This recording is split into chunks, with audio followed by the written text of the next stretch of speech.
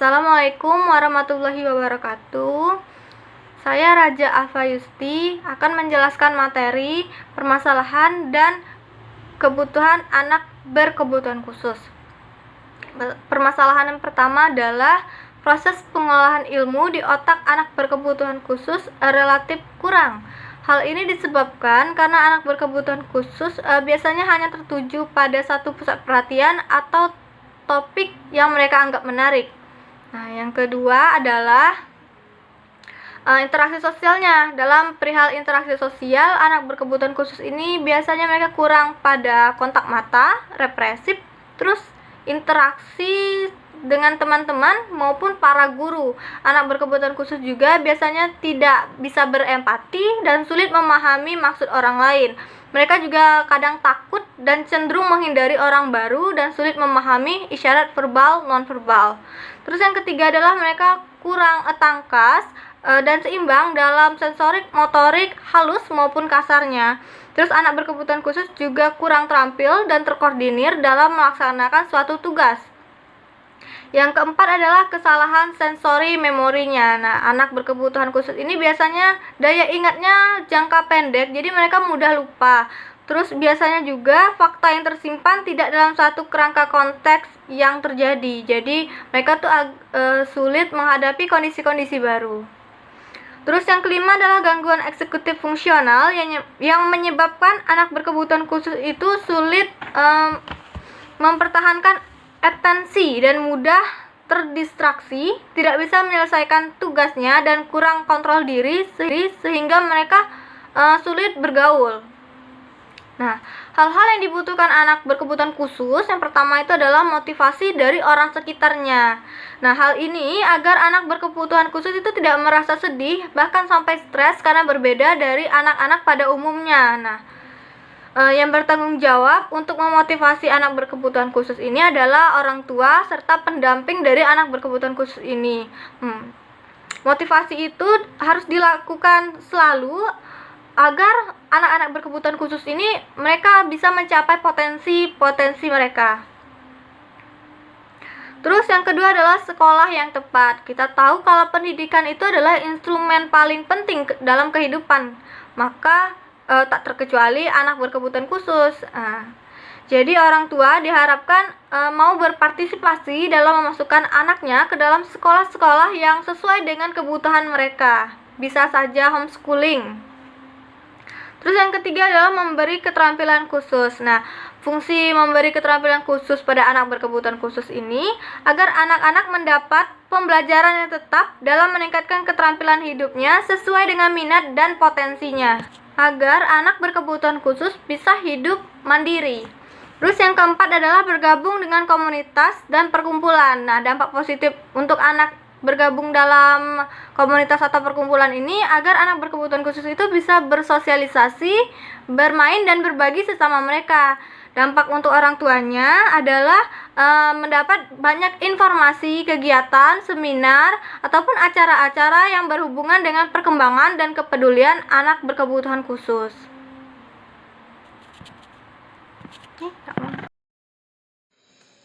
Assalamualaikum warahmatullahi wabarakatuh. Di sini saya akan menjelaskan tentang hakikat dan konsep anak berkebutuhan khusus. Yang pertama, hakikat anak berkebutuhan khusus yaitu anak yang memiliki perbedaan dengan anak di seusianya karena memiliki keterlambatan dalam pertumbuhan dan perkembangannya.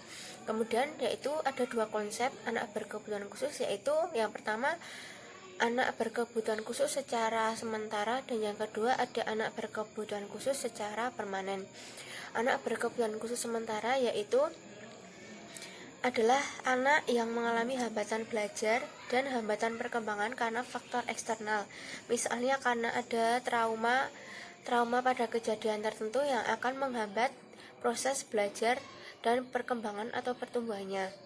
Terus yang kedua adalah anak yang berkebutuhan khusus secara permanen, yaitu anak yang mengalami hambatan belajar dan hambatan perkembangan yang bersifat internal atau akibat kecacatan, yaitu contohnya anak yang kehilangan penglihatannya, pendengarannya, atau gangguan perkembangan lainnya. Dengan kata lain, anak berkebutuhan khusus yang bersifat permanen, artinya dengan anak penyandang cacat atau disabilitas. Assalamualaikum warahmatullahi wabarakatuh. Nama saya Riyadman Novian Junanda. Saya akan membahas tentang hakikat anak berkebutuhan khusus. Anak-anak berkebutuhan khusus adalah anak-anak yang memiliki keunikan tersendiri dalam jenis dan karakteristiknya, sehingga berbeda dengan anak normal seusianya. Perbedaan anak berkebutuhan khusus dapat dilihat dari perbedaan interindividual maupun intraindividualnya, serta anak-anak tersebut biasanya mengalami kesulitan dalam berinteraksi dalam lingkungan sekitarnya. Adapun faktor-faktor yang menyebabkan kelainan pada anak berkebutuhan khusus yaitu seperti berikut. Yang pertama, herediter. Herediter adalah kebanyakan anak berkebutuhan khusus merupakan bawaan dari lahir atau genetik yang diturunkan dari orang tuanya. Yang kedua adalah infeksi. Infeksi adalah sebuah penyakit yang diidap anak berkebutuhan khusus. Yang ketiga adalah keracunan. Keracunan yang dimaksud dapat secara langsung pada anak maupun lewat perantara ibu ketika mengandungnya. Selanjutnya adalah trauma. Suatu pengalaman yang kurang baik yang dialami oleh anak tersebut yang merubah pola pikir sang anak tersebut. Yang terakhir adalah kekurangan gizi. Kekurangan asupan gizi pada bayi dalam kandungan maupun sesudah lahir sangat mempengaruhi tumbuh kembang anak. Sehingga jika asupan yang diberikan tidak sesuai atau kurang dapat menyebabkan kelainan pada anak tersebut. Selanjutnya adalah dampak terjadi kelainan. Kelainan yang terjadi pada anak berkebutuhan khusus sedikit banyak pasti akan mempengaruhi bagaimana ia menjalani kehidupannya sehari-hari. Dampak yang pertama adalah dampak fisiologis. Dampak fisiologis yang berkaitan dengan fisik sang anak tersebut. Yang kedua adalah dampak psikologis. Dampak psikologis merupakan dampak yang berhubungan dengan keadaan mentalnya. Keadaan mental yang labil akibat kelainan akan mengganggu proses kejiwaannya. Yang ketiga adalah dampak sosiologis. Dampak ini timbul karena hubungan anak dengan lingkungan sekitarnya. Perbedaan yang ada pada anak berkebutuhan khusus seringkali memunculkan minder dan mental yang labil sehingga anak tersebut kesulitan dalam berbaur dan bersosialisasi. Selanjutnya adalah konsep pendidikan untuk anak berkebutuhan khusus. Anak-anak berkebutuhan khusus tentunya akan membutuhkan tenaga khusus dalam dunia pendidikan. Menurut sang ahli Halhan dan Kaufman 1991, bentuk penyelenggaraan pendidikan bagi anak berkebutuhan khusus meliputi berbagai pilihan. Yang pertama adalah regular class only, kelas biasa dengan guru biasa. Yang kedua, regular class with consultation, kelas bisa digunakan konsultasi guru PLBB. Selanjutnya adalah itinerant teacher, yaitu adalah kelas biasa dengan guru kunjung. Dan masih banyak seperti rescue teacher dalam pusat diagnostik perspektif, hospital of hormone instruction, self-contained class, special day school, residential school. Sementara menurut Samuel A. Kick 1986 membuat gradasi layanan pendidikan segregasi, sekolah luar biasa berasrama, kelas jauh dan kelas kunjung, dan SD luar biasa. Dan layanan pendidikan terdapat integrasi, yaitu adalah bentuk kelas biasa dengan ruangan bimbingan khusus, dan bentuk kelas khusus. Assalamualaikum warahmatullahi wabarakatuh. Perkenalkan, nama saya Isti Kasana. NPM saya 18144200034. Saya dari kelas 4A2 dan saya dari anggota kelompok 1. Dan saya mendapatkan poin D, yaitu pendekatan untuk PK untuk anak kebutuhan khusus. Di sini ada beberapa pendekatan yang memang cocok dan match untuk anak kebutuhan khusus. Yang pertama yaitu pendekatan individual dan kelompok.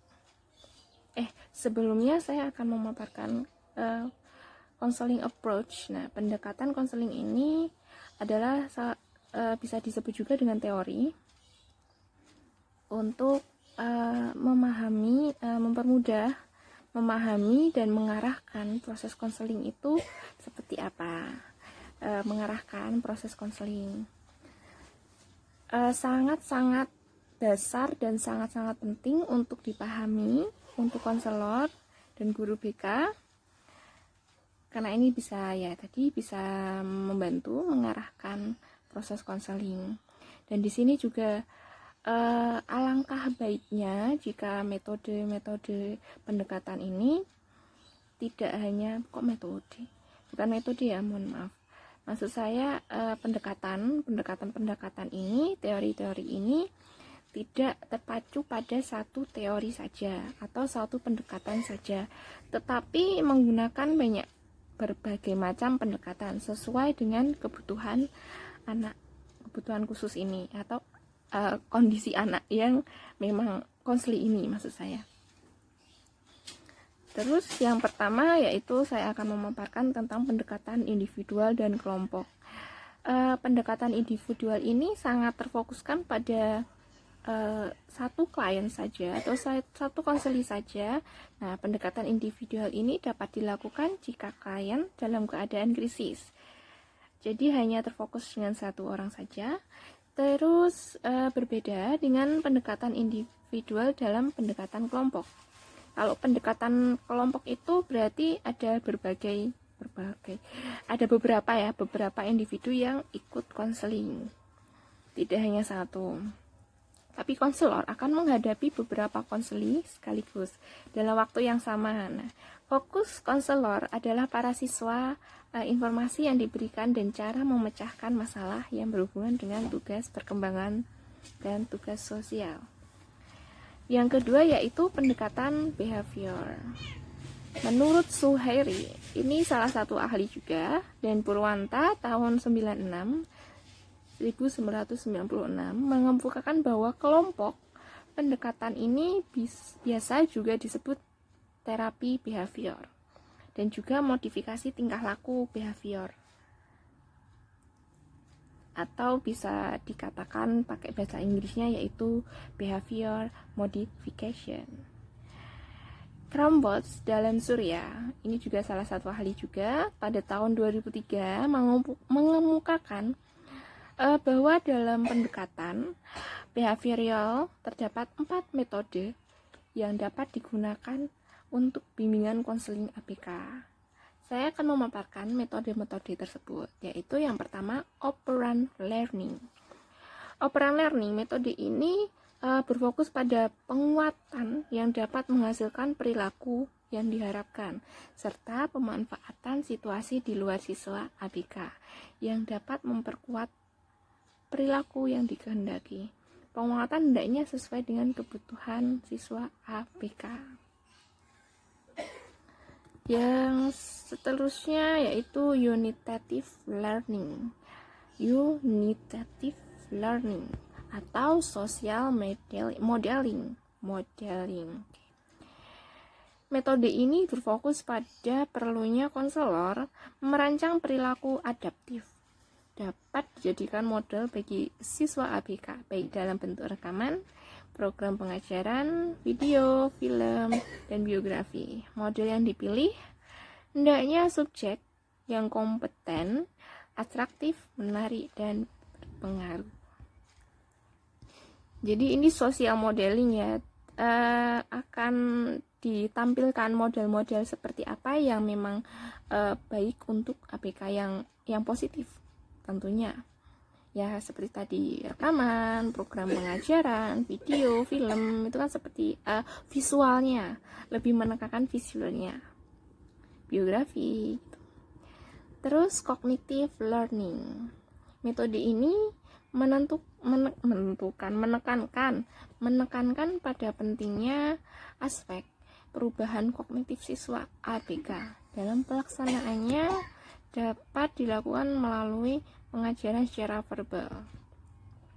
kontrak antara konselor dengan siswa ABK dan bermain peran. Di sini pengajaran secara verbal kontrak antara konselor dengan siswa ABK dan bermain peran. Selanjutnya, emotional learning. Metode ini cocok diterapkan bagi individu yang mengalami kecemasan yang berlebihan. Terus pendekatan selanjutnya yaitu pendekatan reality. Pendekatan ini terfokus pada membantu siswa agar mempunyai emosi yang kuat dan rasional. Konselor yang menggunakan pendekatan ini berperan untuk aktif berbicara mengenai tingkah laku siswa ABK, mengarahkan perhatian siswa ABK tentang tingkah lakunya, mendorong memberikan penilaian atas tingkah lakunya juga, mendorong menemukan alternatif dan membantu mengadakan perubahan tingkah laku siswa ABK. Di sini saya akan memberikan kompetensi tiga kompetensi yang harus dimiliki seorang konselor untuk pendekatan reality ya. Menurut Furqon dalam Murad tahun 2003, di sini yaitu memiliki 3 kompetensi yang harus dimiliki seseorang konselor minimal 3 sudut kajian, yaitu kompetensi pribadi, kompetensi inti, kompetensi pendukung. Nah, apa sih itu kompetensi pribadi? Nah, kompetensi pribadi atau personal competencies.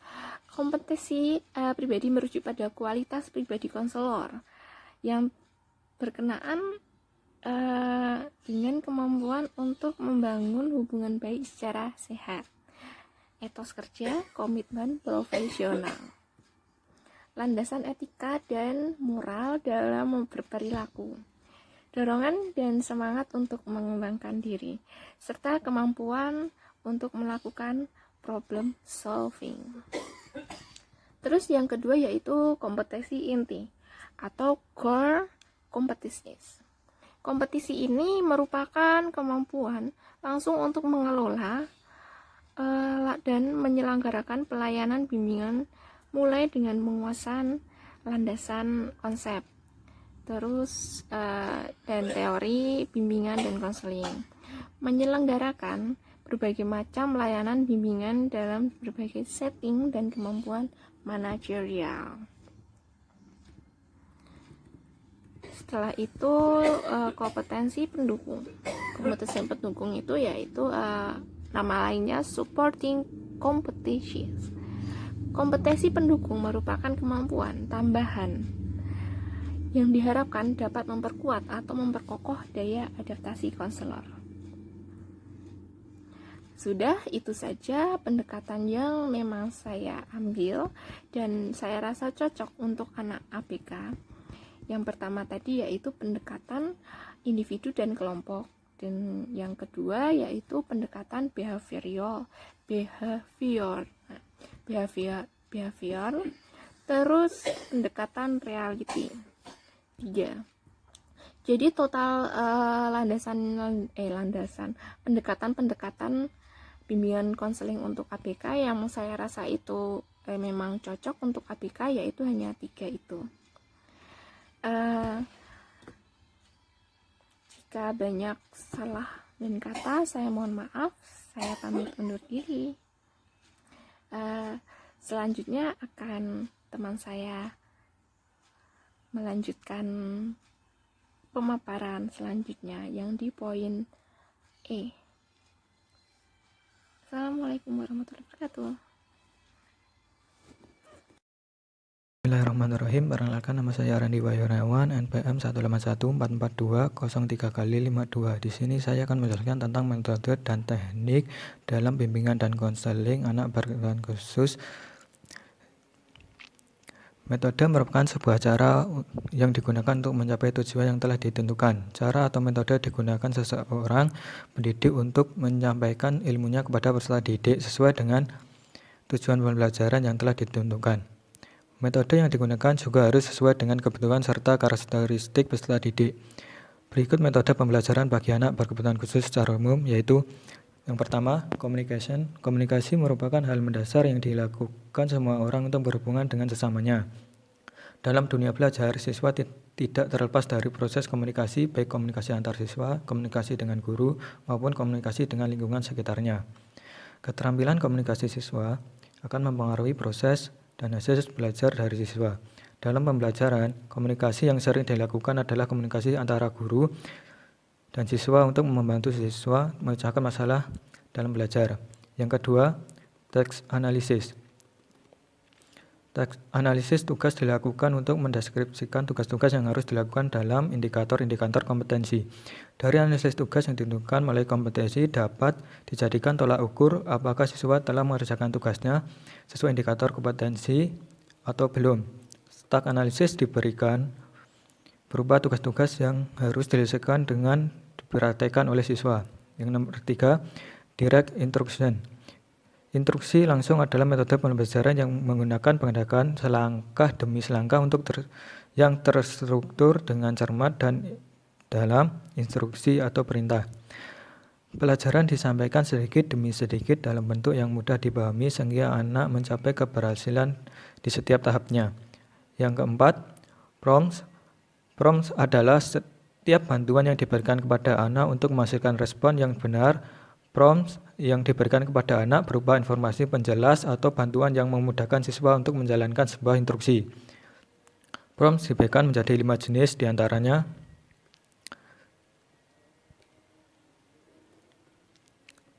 Yang kelima, verbal prompts adalah bentuk informasi verbal yang diberikan sebagai tambahan instruksi pada tugas yang akan dikerjakan oleh siswa.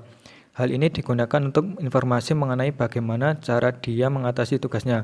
Contoh saat anak belajar memakai baju, instruksinya yang diberikan adalah pakailah bajumu. Verbal prompt, masukkan tangan kanan pada bagian lengan terlebih dahulu. Yang keenam, modeling. Modeling dilakukan untuk memberikan informasi mengenai cara mengatasi tugasnya dengan cara mempraktekkan, sehingga ia akan mencontoh dari apa yang kita kerjakan. Modeling dilakukan ketika verbal prompts tidak berhasil. Contoh, saat anak belajar memakai baju, kita beri verbal prompt, mereka tidak menangkap bantuan informasi kita. Maka dapat kita lakukan modeling dengan mencontohkan langsung bagaimana cara menggunakan baju selanjutnya. Anak akan menirunya. Yang ketujuh, gestural prompts. Gestural prompt adalah informasi yang diberikan melalui gerakan anggota tubuh. Misalnya isyarat salah satu anggota tubuh, gerakan tangan, ekspresi muka, dan gerakan anggota tubuh lainnya. Anggukan sebagai tanda setuju, gerakan tangan sebagai tanda larangan ataupun sebagai tanda suruhan untuk melakukan sesuatu, dan lain-lain. Yang ke-8, physical prompt. Physical prompt yaitu kontak fisik yang diberikan untuk membantu anak mengerjakan tugasnya. Physical prompt ini diberikan saat semua prompt yang telah dilakukan tidak menimbulkan reaksi apapun pada anak dalam pengerjaan tugasnya. Yang ke-9, per tutorial. Per tutorial adalah metode di mana anak dipasangkan dengan anak yang lain yang memiliki tingkatan lebih dengan pasangannya. Metode ini dilakukan dengan tujuan anak lebih pintar akan mengajari mereka yang kurang. Per tutor biasanya dilakukan dalam kelas reguler yang juga terdapat ABK. Anak normal dipasangkan dengan anak yang berkebutuhan dengan maksud ia bisa menjadi tutor sebayanya dalam menyelesaikan sebuah tugas. Dengan adanya per tutorial akan membelajarkan pada anak tentang rasa kepedulian pada orang lain serta lebih mensyukuri dari apa yang diberikan oleh Sang Pencipta. Yang ke-10, comparative learning. Comparative learning yaitu metode penyelesaian tugas yang diberikan untuk siswa dengan cara berkelompok. Hal ini bisa dilakukan dengan penempatan anak dengan derajat kemampuan yang berbeda di dalam kelompok tersebut. Dari uraian beberapa metode untuk ABK di atas, berbagai macam metode digunakan untuk memudahkan guru dalam menyampaikan pembelajarannya. Penerapan berbagai metode dalam kelas harus dilakukan guru sesuai dengan kebutuhan siswanya sebagai penyandang disabilitas. Misalkan, di dalam kelas yang memiliki beragam anak berkebutuhan khusus yaitu tunarungu, tunagrahita, dan Down syndrome, guru dapat menggunakan metode communication, task analysis, ataupun direct instruction pada pembelajarannya. Dengan metode-metode tersebut, guru berperan aktif dalam pembelajaran dengan mengajak anak untuk selalu berkomunikasi, memberikan kegiatan-kegiatan peserta didik, dengan bantuan memberikan instruksi secara terus-menerus ataupun memberikan contoh konkretnya sehingga siswa dengan ketiga perbedaan tersebut dapat menerima pembelajaran meskipun dalam satu kelas dengan perbedaan kebutuhan. Pada dasarnya, semua metode yang telah disebutkan di atas dapat digunakan pada semua jenis ABK. Namun hanya saja terdapat perbedaan pada teknik guru dalam menyampaikannya. Misalkan pada anak yang mengalami tunarungu dan tunagrahita dengan menggunakan metode prompts yang modeling, maka guru akan memberikan contoh bagaimana memakai baju kepada siswa. Tetapi guru akan lebih memberikan perlakuan lebih untuk penyandang tunagrahita daripada tunarungu karena kebutuhan lebih besar berada pada penyandang tunagrahita. Walaupun dalam penerapannya memang guru harus menyampaikan materi kepada siswa secara satu persatu dengan mendekati siswa, tetapi dengan adanya metode tersebut sedikit banyaknya dapat memudahkan untuk menyampaikan pembelajaran di kelas. Sekian presentasi dari saya. Jika banyak kesalahan dan kelebihannya mohon maaf. Wassalamualaikum warahmatullahi wabarakatuh.